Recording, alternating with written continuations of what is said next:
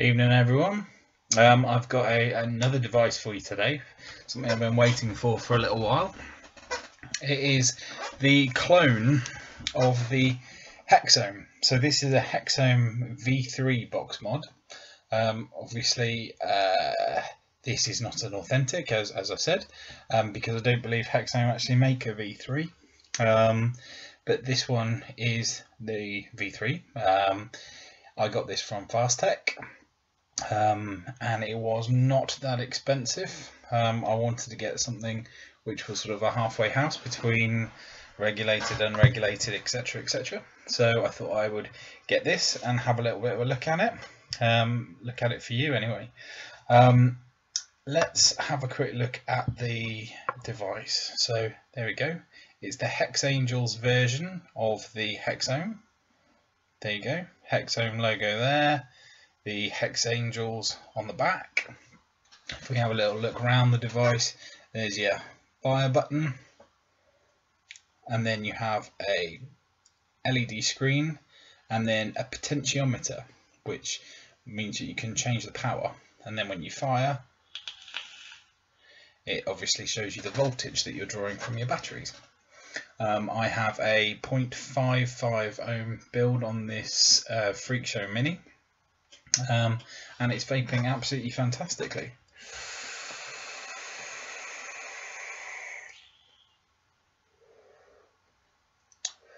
I'm a real fan of this. This is really nice. It is a solid aluminium box. It is really, really weighty, on a par with your tugboat box mods. So what I thought I'd do is I'll take it down, have a little bit of look at it up close and personal, and let me show you what I think. Cool. So here we are with the Hexohm version 3 clone. Let's just have a little look around it, shall we? So nice and clean, nice sort of powder coated finish.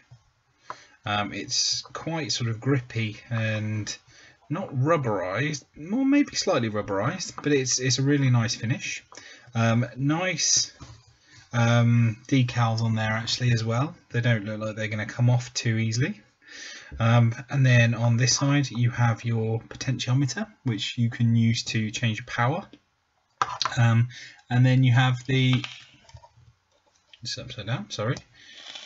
Then you have your voltage readout.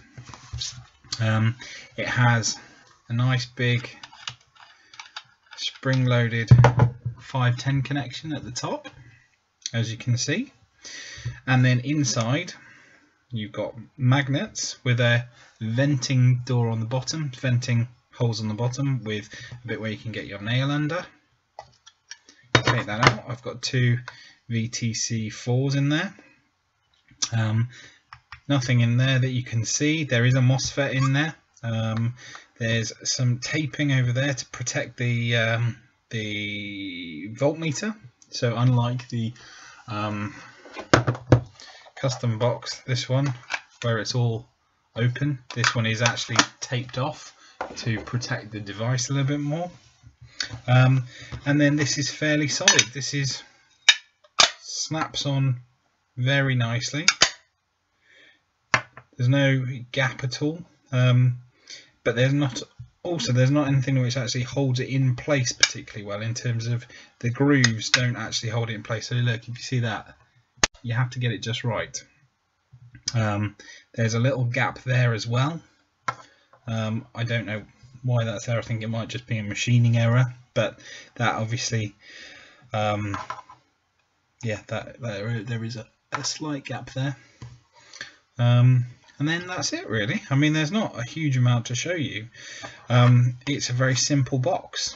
If you compare it in size to, I suppose, something comparable, which is obviously for every comparison of box mods, which is my little go-to device, the tugboat.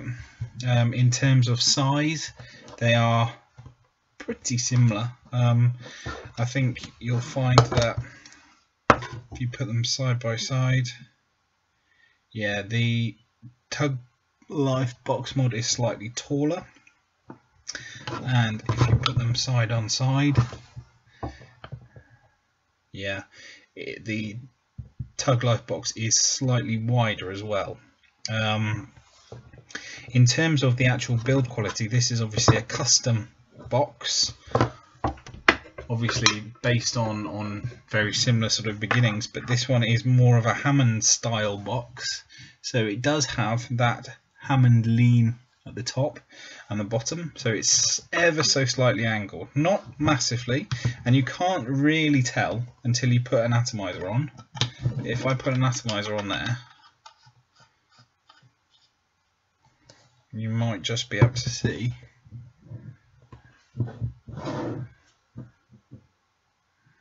that there is a slight lean to it. Oh, maybe you can't see. Oh well, never mind. But anyway, so that's sort of up close with the device itself. The box that it comes with, it's quite a nice little box. It tells you all about the device itself. So it's the Hexohm V3 box mod. It goes to 180 watts apparently, and it reads, or it can fire between 3.5 and 6 volts with two 18650s. Not a bad case really for Chinese products which come out of Fast Tech and all over the place there. Perfectly acceptable. I wouldn't be disappointed to get this. In fact, it's very similar to things like some of the Vapor Shark products. And then you have your typical sort of instruction manual, which has some quite sort of silly English in there, but it's quite amusing. It gives you a little calculation down there how to work out your wattage, etc. And it tells you a little bit more about what's on the device. But let's go back up to me, and I can talk you through it a bit more. So the Hexohm V3 box. Let's have a quick vape. What am I dripping? What should I drip? Let's go back to some Element. We haven't used this for a little while. Old Faithful Element. I do love my Element juice. That's a bit of fresh squeeze on there. Let's get a bit of fresh squeeze. Let's have a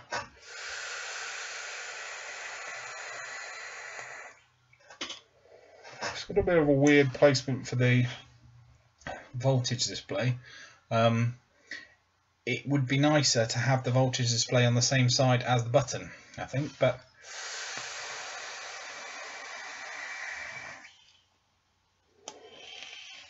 so this is drawing 4.68 volts.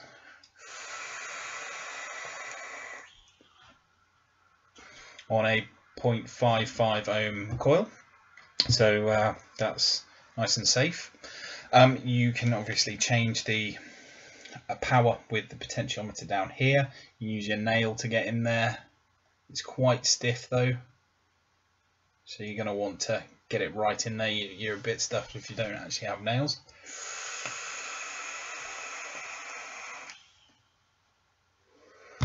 That's going really nicely. So let's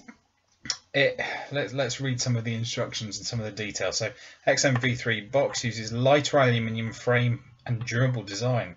Your palms give you more convenient vaping using MOSFET chip made from Panasonic. Security and stability, supports 180 watts maximum output. Voltage output is 3.5 to 6 volts. Supports more than 0.15 ohms. RDA, RTA, RBA. Run. Good. Stainless steel metal button, easily damaged. Well, it's quite patently not a stainless steel button. It's definitely all plastic. But hey, it's 106 millimeters in height, 24.7 in depth, and then the width is 53 millimeters. It tells you a little bit more about the hardware, what's actually on there, and then the using method. So install two directions, 18650. So this is wired in series as opposed to parallel. That's how you get your higher voltage. Oh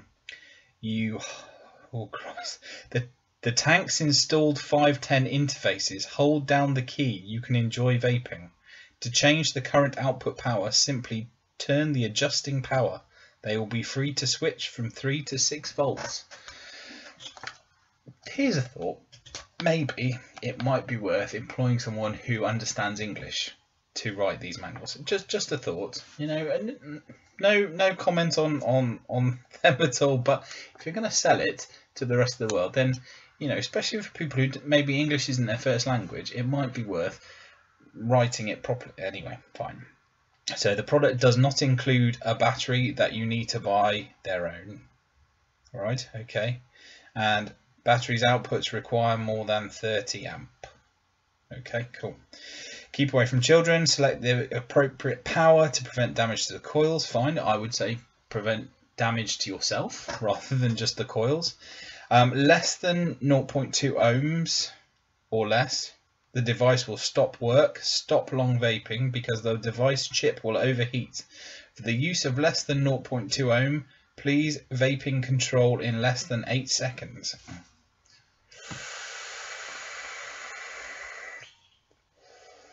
Right, okay.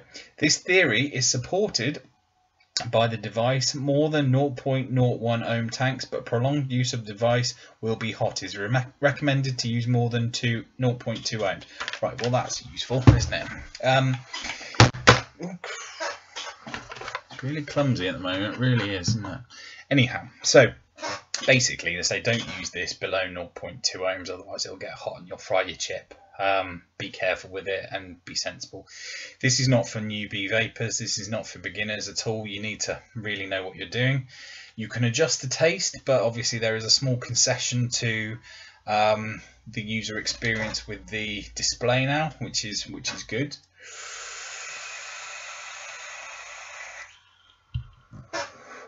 If you don't think of this as a clone or a knockoff, and you just think of it as a semi-regulated or a regulated box mod, it's actually not a bad device.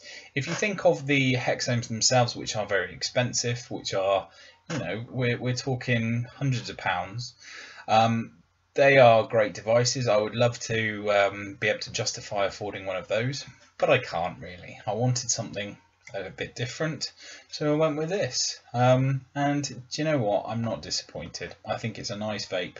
It is a sort of a happy medium between my regulated devices and my unregulated devices. And as I say, look, this is a regulated device. It does have a chip, it has a voltmeter, it has various bits and pieces in there that will protect you to a degree.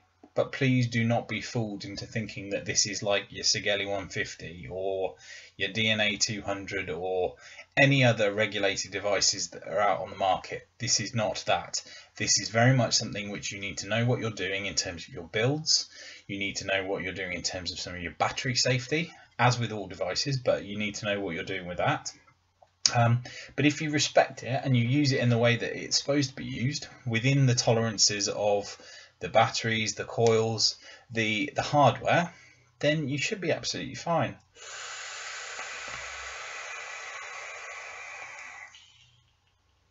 I paid, I think, $30, something like that, for this device. So I don't know, 20 quid if you think about that sort of level, which is not bad. You know, it's a block of aluminium. It's got a voltmeter in there. It's got a MOSFET, apparently. It's got a nice 510 connection at the top. So, you know, at the end of the day, I'm quite happy.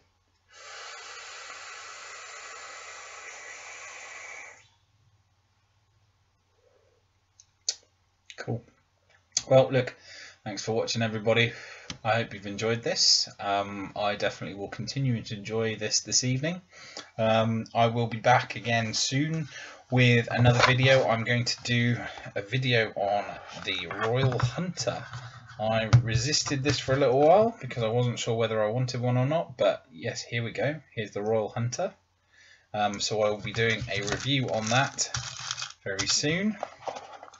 and I'm still waiting for my noisy cricket, the authentic, as some of you will be pleased to see. So thank you very much indeed for watching, and I will see you again soon.